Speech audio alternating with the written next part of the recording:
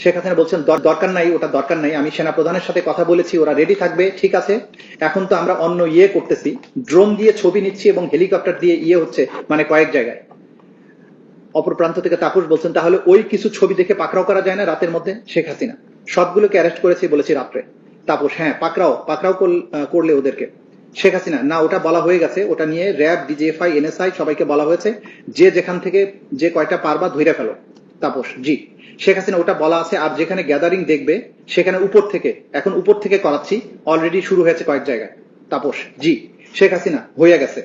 তাপস, জি জি, মোহাম্মদপুর থানার দিকে মনে হয় ওরা যাচ্ছে একটা, আমাকে স্বরাষ্ট্রমন্ত্রী বলল। শেখ হাসিনা, মোহাম্মদপুর থানার দিকে? তাপস, হ্যাঁ। শেখ হাসিনা, ওখানে পাঠিয়ে দিক র্যাব রে। তাপস, জি, তাহলে আপনার নির্দেশনা লাগবে। উনি এখনো মানে, হ্যাঁ। শেখ হাসিনা, আমার নির্দেশনা দেওয়া আছে, ওপেন নির্দেশনা দিয়ে দিছি, এখন লিথাল ওয়েপন ব্যবহার করবে, যেখানে পাবে সোজা গুলি করবে।